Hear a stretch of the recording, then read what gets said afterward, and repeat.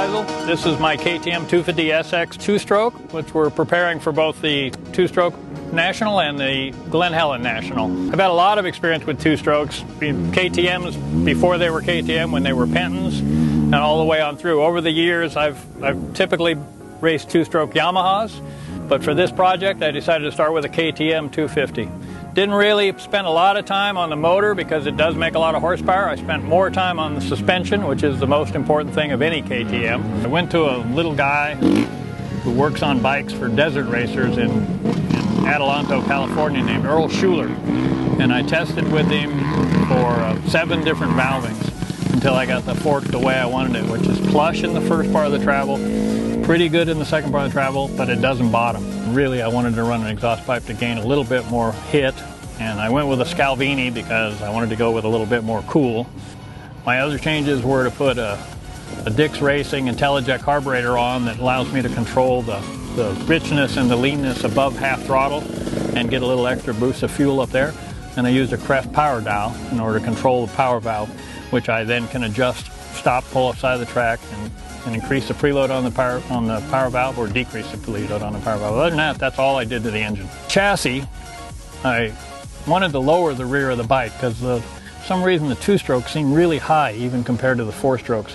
I know they raise the engine up. The ground height is much higher on the two-stroke than it is on the four-stroke. So very few companies made longer shock linkages for the 2015 model, but Fastway built one mainly for endurocross riders, but it could be adjusted over 4 different lengths, and I went with the longest length, 2 millimeters longer. I wanted the longer rear end, make it a little stiffer initially, and to make the bike lower so I could slide the fork up. It's not critically important to put new wheels on a KTM. They come with billet hubs. They have XL rims. It's a pretty good wheel, but I needed a set of spare wheels so I could have new wheels ready.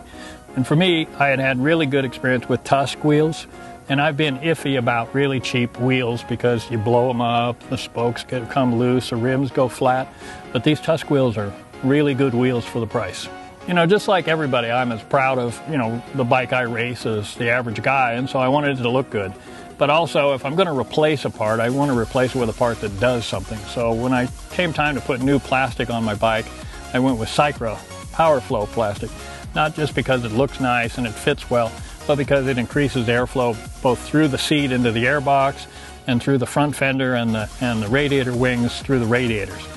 There probably isn't a tougher bike to put graphics on than a KTM. It has lots of ridges and rills and rivets and things sticking out. That was a factory Effex graphic, and it fit really good and it stuck really good. Over the years, I've had really good luck with NK SFX triple clamps. These triple clamps have air shocks that support the handlebars. So in the place of bar mounts, you actually have air shock absorbers. And I put on Nekken bars. Nekken is also the manufacturer of the stock KTM bar, but I ran a Pashone bar, slightly different bend. In the end, the project came out to look really nice, run good, and really my main focus has always been with KTM on the suspension, and I'm thrilled with the suspension.